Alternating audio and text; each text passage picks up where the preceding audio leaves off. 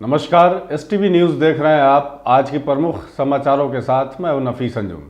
आइए नजर डालते हैं सबसे पहले सुर्खियों पर। रोटरी क्लब मोतिहारी के तत्वाधान में 3 दिवसीय निःशुल्क कृत्रिम अंग प्रत्यारोपण शिविर का किया जाएगा आयोजन। क्लब के तरफ से कटे हुए हाथ और पैर वालों को दी जाएगी कृत्रिम अंग। बांग्लादेश में हुई हिंसा को लेकर जिले के सीमावर्ती क्षेत्रों में बढ़ाई गई चौकसी। सुरक्षा बल के जवान मुस्तैदी से हर आने जाने वाले लोगों तथा गाड़ियों की कर रहे हैं जांच। महात्मा गांधी के कर्मभूमि चंपारण के एक सरकारी विद्यालय में पढ़ाई के साथ साथ पढ़ाया जा रहा आत्मनिर्भरता का पाठ। तरह तरह के आयोजनों से स्कूलों में दिख रहा है बदलाव की बयार। बिहार राब्ता कमेटी की सालाना बैठक पटना में हुई आयोजित। बिहार के पूर्व मुख्य सचिव आमिर सुबहानी, प्रदेश के विख्यात surgeon doctor Ahmad Abdullai, MLC Shakeel Ahmad Khan एवं चंपारण के मशहूर सर्जन डॉक्टर तबरेज अजीज सहित पूरे बिहार के कई दिग्गज हुए शामिल। मोतिहारी जिले के कुंडवा चैनपुर पुलिस ने नेपाली शराब के साथ एक टेम्पू को किया जब्त। टेम्पू छोड़ धंधेबाज हुआ फरार। मझौलिया के अवरकुड़िया में हुई दंगल कुश्ती का आयोजन। पूर्वी एवं पश्चिमी चंपारण, उत्तर प्रदेश तथा नेपाल के पहलवानों ने दिखाया अपना दमखम। सुगौली प्रखंड परिसर स्थित आरटीपीएस कार्यालय में पिछले 2 दिनों से नहीं हो रहा है कोई काम। आरटीपीएस भवन छत के जर्जर होने से कर्मियों को हर समय लगा रहता है जीवन का खौफ। प्रसव के लिए चकिया अनुमंडलीय अस्पताल आई एक महिला की प्रसव उपरांत हुई मौत। परिजनों ने अस्पताल के डॉक्टरों पर लगाया लापरवाही का आरोप। ट्रेन की चपेट में आने से हुई एक वृद्ध व्यक्ति की मौत। शव की पहचान कर पुलिस ने पोस्टमार्टम के लिए भेजा।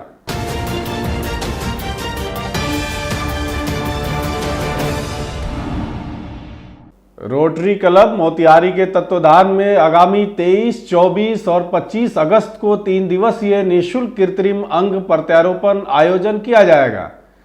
बता दें कि विकलांग लोगों के बीच कृत्रिम अंग वितरण के लिए रोटरी क्लब मोतिहारी के अध्यक्ष डॉक्टर विवेक गौरव ने प्रेस कॉन्फ्रेंस के माध्यम से बताया कि 3 दिवसीय निःशुल्क कृत्रिम अंग प्रत्यारोपण शिविर में भोजन का भी निःशुल्क इंतजाम रहेगा।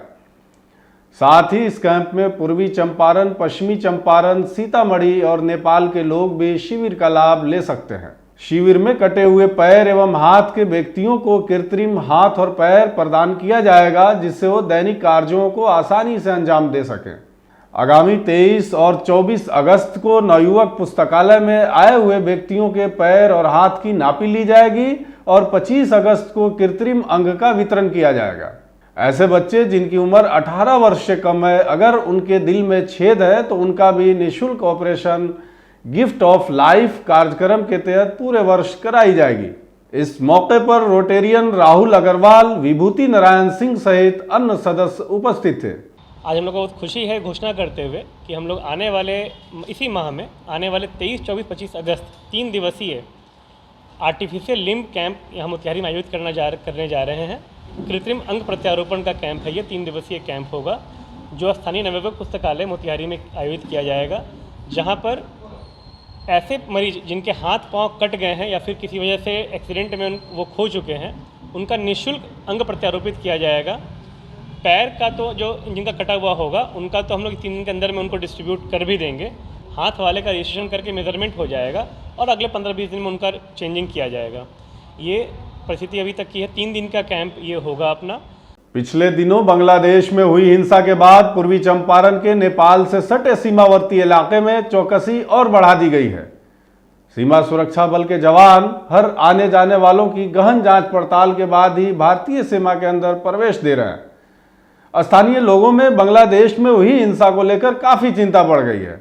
एसएसबी के जवान हर व्यक्ति पर विशेष नजर रखने के साथ ही हर गाड़ियों की गहन तलाशी कर रहे हैं। भारतीय सीमा पर बसे रामेश्वर प्रसाद यादव ने साफ तौर पर कहा कि बांग्लादेश के लोगों से हम सभी को डर है क्योंकि हम लोग भारतीय सीमा पर रहते हैं। भारत और नेपाल के पुलिस लगातार हम सभी के संपर्क में रहता है। हम सभी की नज़र भी बांग्लादेशियों पर है। अगर ऐसे में बांग्लादेश से आकर कोई सीमा में घुसने का प्रयास करेगा तो हम लोग पुलिस को तत्काल इसकी सूचना देंगे। डर लगता है सर कि कोई बांग्लादेश से आकर यहाँ घुसेगा तो हम लोग को दिक्कत होगा, नेपाल और भारत पर तो दिक्कत होगा। पुलिस वहाँ यदि घुसने पर बांग्लादेश का जनता घुसेगा तो दिक्कत होगा, इंडिया का और नेपाल का दोनों का दिक्कत होगा। डर तो लगता है सर। यहाँ तो हम लोग माने देहात में है सर, हम लोग तो इंडिया और नेपाल का पुलिस आता है जाता है, हम लोग का दूसरा तो पता नहीं लगता है कौन आया नहीं आया, वो तो बात तो हमको नहीं सर पता लगता है।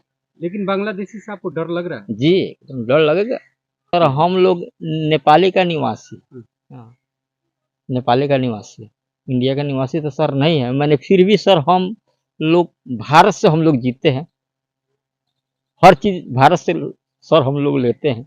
भारत और नेपाल बेटी रोटी का मैंने सवाल है। पूर्वी चंपारण का एक ऐसा स्कूल जहां शिक्षा के साथ साथ स्किल डेवलपमेंट की नींव भी छात्रों में डाली जा रही है, जिससे कि छात्रों को भविष्य में किसी भी तरह की कोई परेशानी नहीं हो। महात्मा गांधी की कर्मभूमि चंपारण के सबसे सुदूरवर्ती प्रखंड में अवस्थित राजेपुर उत्क्रमित माध्यमिक विद्यालय में एक शिक्षक के द्वारा अनोखी पहल की जा रही है, जहां विद्यालय के शिक्षकों के दिशा निर्देश पर विद्यालय में पढ़ने वाले छात्र छात्राओं को विशेष रूप से प्रशिक्षित किया जा रहा है। विद्यालय की छात्रा निशा कुमारी, प्रीति कुमारी आदि के द्वारा शनिवार को विद्यालय में गोलगप्पा बनाया गया, जिसे छात्राओं ने बहुत ही कम समय में बेहतर प्रदर्शन कर गोलगप्पा एवं उसके मसाले बनाकर शिक्षकों के समक्ष प्रस्तुत किया। छात्रा निशा कुमारी ने बताया कि सर का मार्गदर्शन सभी छात्र छात्राओं को मिल रहा है। वहीं शिक्षक मुन्ना कुमार ने बताया कि आज पढ़ाई के साथ साथ स्किल डेवलपमेंट बहुत ही जरूरी है, इसी दिशा में उनके द्वारा यह प्रयास किया जा रहा है। वहीं छात्राओं ने मेहंदी प्रतियोगिता में भी भाग लिया। विद्यालय में पढ़ाई के साथ साथ विभिन्न तरह के आयोजन से इलाके में शिक्षा का बेहतरीन माहौल बन रहा है। विद्यालय में शिक्षकों की नियमित उपस्थिति के कारण अब पठन पाठन का माहौल बन चुका है। अभिभावकों में भी प्राइवेट स्कूल से निर्भरता घटने लगी है। वजह भी है, वजह की ग्रामीण प्रतिभा है, ग्रामीण लड़की है, और इन लोगों को अगर मैं गाइड नहीं करूंगा एज ए शिक्षक, एज ए गार्जियन, तो कौन करेगा? क्योंकि इनके गार्जियन उतना सक्षम नहीं है कि वो अपने बच्चों को सही दिशा दिखा सके जहां पे जाना है। तो स्किलफुल बनाना आज के समय में एक चैलेंज है। स्वरोजगार, अपने पैर पे खड़ा होने के लिए स्किल होना जरूरी है, और ये जरूरी नहीं है कि सरकारी नौकरी ही लेंगे या प्राइवेट जॉब ही करेंगे। हम ग्रामीण क्षेत्र में, ग्रामीण इलाके पे अपने स्तर से जो हो सकता है उनको सिखाए, रास्ता बताए। ये काम मैं कर रहा हूँ, मुझे भी बहुत खुशी हो रही है कि ये बच्चियां बहुत अच्छा कर रही है। मैं हूं निशा साहू और हम यूएमएस एंड यूएमएस राजेपुर विद्यालय में 12वीं की छात्रा हूं।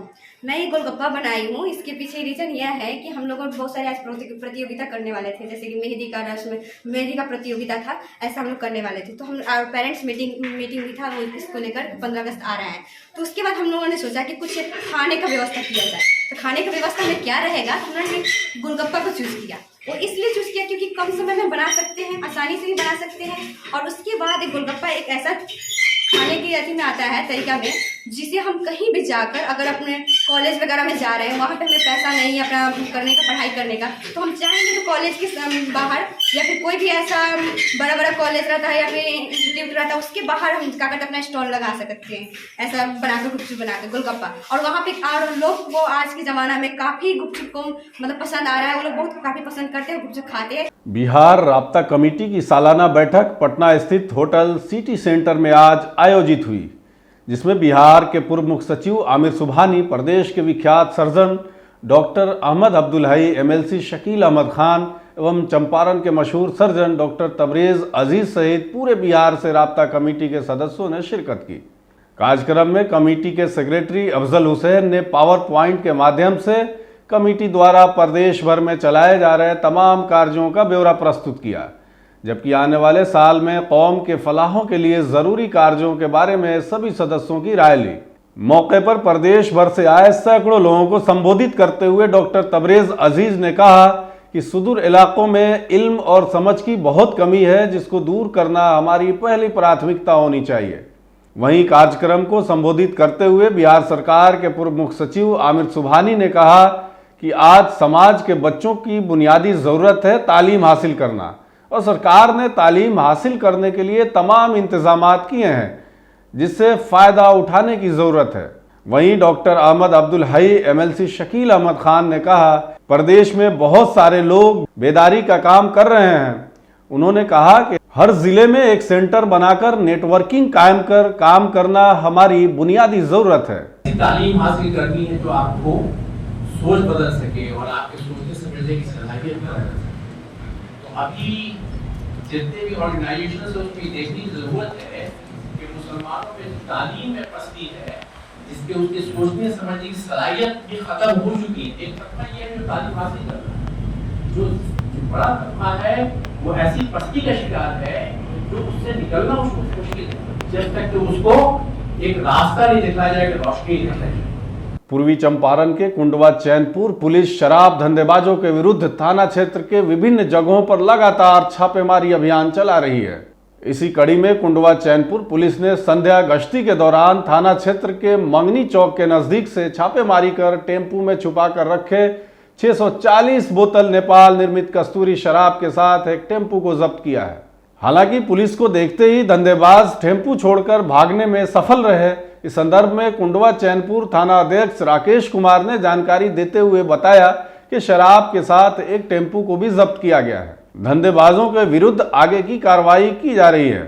अपने पूर्वजों के परंपराओं को जीवंत रखने के क्रम में आज मझौलिया प्रखंड क्षेत्र के अहवर कुड़िया पंचायत स्थित देवल टोला में सावन माह में मंदिर परिसर में ही दंगल कुश्ती का आयोजन किया गया। इस दौरान बाबा सुमंत दास द्वारा वैदिक मंत्रोच्चार के बीच अखाड़े की पूजा कर समाज सेवी विनोद तिवारी, मुखियापति किशुन पंडित द्वारा संयुक्त रूप से फीता काट कर दंगल कुश्ती का उद्घाटन किया गया। आयोजित दंगल कुश्ती प्रतियोगिता में पूर्वी चंपारण, पश्चिमी चंपारण, उत्तर प्रदेश एवं नेपाल के पहलवानों ने अपना दमखम दिखाया। अपने संबोधन में समाज सेवी विनोद तिवारी ने बताया कि ऐतिहासिक कुंडवेश्वर नाथ मंदिर परिसर में 30 वर्षों से अधिक समय से इस तरह के मेले का आयोजन होते आ रहा है। इसके साथ साथ ही कुश्ती और दंगल का आयोजन भी किया जाता रहा है। अभी हम मझौरिया के अहवर कुड़िया देवल टोला में हैं, जहाँ पे कुड़ेश्वर नाथ महादेव मंदिर परिसर में भव्य मेले का आयोजन किया गया है और यहाँ पे विभिन्न पहलवान अपने अपने दाव पेच लगा रहे हैं। मैसेज यही जाता है कि ताकि इस क्षेत्र में बहुत सारी अपॉर्चुनिटी है, आप इस क्षेत्र में आइए और गेम के माध्यम से आप किसी भी सरकारी डिपार्टमेंट में नौकरी कर सकते हैं या अपने देश का नाम रोशन कर सकते हैं। आगे जाकर बहुत सारी आपको ऐसी व्यवस्थाएँ हैं जो सरकार देती है। आपको किसी भी क्षेत्र में कुश्ती में या आइए या किसी भी शारीरिक फिजिकली गेम में आइए, उसमें कोई दिक्कत नहीं है। ऐसा है, कुश्ती से हर साल के भांति हम लोग आते हैं, या उत्तर प्रदेश से या बिहार के, भारतवर्ष के हर जगह का पहलवान आते हैं। हम लोग जन्म धरती बिहार है, कर्म भूमि श्री हनुमानगढ़ी अयोध्या, जहाँ पर मिट्टी पर हम लोग प्रैक्टिस करते हैं। यहाँ कार्यक्रम 30 साल से ऊपर से हो रहा है। बीच में कोरोना में 2-3 साल बंद था, फिर इस पर से कंटिन्यू हो रहा है। किन किन पंचायत के लोग यहाँ पे आते हैं? यहाँ अमुआ मझार, करामुआ पर सत्यमपुर, आज 7 पूर्वी जिला का नोनिया के लोग भी आते हैं। ये बहुत बढ़िया बात है। युवाओं के लिए इस खेलकूद में ज़्यादा से ज़्यादा ध्यान देंगे, इससे स्वास्थ्य ठीक रहेगा। युवा पीढ़ी आजकल नशा की ओर बहुत रुझान हो गया है। ये सब खेल कूद प्रतियोगिता होते रहना चाहिए। हमारे पूर्वजों के पथचिन्ह पर चलते हुए हर साल के भांति यहाँ भी कुश्ती का भव्य आयोजन किया जाता है। बहुत पहले से ही हमारे पूर्वजों के द्वारा यह कुश्ती कराया जाता था। बीच में कोरोना के वजह से 2-3 साल हम लोग आयोजन नहीं कराए। पुनः अपने पूर्वजों के पथचिन्ह पर चलते हुए इस कार्यक्रम को हम लोग फिर स्थापित किए। मोतिहारी के सुगौली प्रखंड परिसर स्थित आरटीपीएस कार्यालय कई वर्षों से जर्जर भवन को लेकर अपनी बेबसी पर चीख चीख कर रो रहा है। साथ ही वहीं तकनीकी गड़बड़ी के कारण पिछले 2 दिनों से आम जनता का सभी तरह के कामकाज ठप पड़े हुए हैं। आरटीपीएस कार्यालय के कार्यपालक सहायक चंद्रदेव शर्मा ने बताया कि गुरुवार को अचानक हाई वोल्टेज आने से और इन्वर्टर सहित बिजली की तारों से धुआं निकलने लगा, जिसके बाद से विद्युत आपूर्ति बंद हो गई। स्थानीय मिस्त्री से जांच कराने के बाद मालूम हुआ कि सिस्टम में गड़बड़ी आ गई है और सारा काम ठप हो गया है। गौरतलब है कि आरटीपीएस कार्यालय में जाति, आवासीय, आय, राशन कार्ड आदि कार्यों का निष्पादन किया जाता है, पर सिस्टम में गड़बड़ी के कारण पिछले 2 दिनों से ये बंद पड़ा हुआ है। सिस्टम में गड़बड़ी के कारण कार्यालय में उपस्थित कार्यपालक सहायक चंद्रदेव शर्मा, मुकेश ओझा सहित कोई कर्मी काम नहीं कर पा रहा है। वहीं जिस भवन में आरटीपीएस कार्यालय चलता है उसके छत की स्थिति भी जर्जर है। जगह जगह पर प्लास्टर टूट कर गिरता रहता है, जिससे काम करने वाले कर्मियों के ऊपर आए दिन खतरा भी बना रहता है। चंद्रदेव शर्मा। आप आरटीपीएस में क्या है? कार्यपालक सहायक है। क्यों देख रहे हैं काम जो है पूरा बाधित है? क्यों बाधित? इसलिए है कि कल 11 बजे से लाइन समूचा ठप हो गया है। 440 लाइन आया है जी, जो सब तार जड़ गया है, जिसके चलते काम बाधित जी। कौन कौन सा यहाँ काम होता है? जाति, आवासीय, आय, creamy layer, EWS, ration card जी, फॉर्मेट पर भी बनता है जी। लाइट की ऑटोमेटिक जो है ना, वोल्टेज बढ़ गया, वहाँ से 440 हो गया जी, तो शॉर्ट लगा ट्रांसफार्मर से जी, तो वहाँ से ऐसे हुआ कि सब जल गया ऐसी होने के चलते। ये कब से बंद है?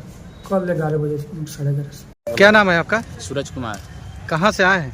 तुरैया से। कौन सा काम है? आवेदन करना है राशन कार्ड का। कहाँ करना है? आरटीपीएस में। आरटीपीएस में। क्या हुआ काम का? अब काम 2 दिन से दौड़ रहे नहीं हुआ, बोल रहे हैं कि लाइट कटा है। पूर्वी चंपारण के चकिया अनुमंडलीय अस्पताल में प्रसव के लिए आई एक महिला की प्रसव उपरांत मौत हो गई। मौत के बाद परिजनों ने बवाल शुरू कर दिया। बवाल बढ़ते देख पुलिस को सूचना दी गई, जिसके बाद पुलिस मौके पर पहुंची और शव को कब्जे में लेकर पोस्टमार्टम के लिए मोतिहारी सदर अस्पताल भेज दिया। वहीं मृतका की पहचान कल्याणपुर थाना क्षेत्र के अंतर्गत गांव वृंदावन निवासी रंजू देवी के रूप में हुई है। गौरतलब है कि रंजू देवी को प्रसव पीड़ा तेज होने पर अनुमंडलीय अस्पताल लाया गया था, जहां पर उसने करीब 9 बजे एक स्वस्थ शिशु को जन्म भी दिया तथा शिशु के जन्म के कुछ देर बाद अधिक रक्तस्राव से उसकी मौत हो गई। वहीं अस्पताल आए परिजनों ने चिकित्सकों पर लापरवाही का आरोप लगाया है, जबकि अस्पताल उपाधीक्षक डॉक्टर चंद्र कुमार ने बताया कि शिशु के जन्म के कुछ देर के बाद प्रसूता की तबीयत बिगड़ने लगी। इस दौरान चिकित्सक दल द्वारा इमरजेंसी जीवन रक्षक उपकरण एवं औषधि के साथ तत्परता से बचाने का प्रयास किया गया, परंतु सफलता नहीं मिली।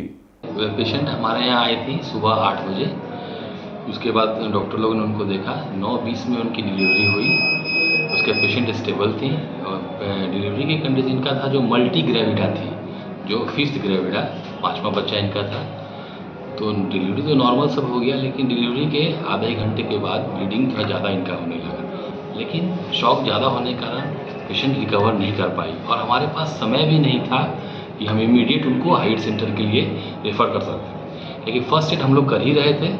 समय हमारे पास था नहीं जो इनको हाइट सेंटर भेजते।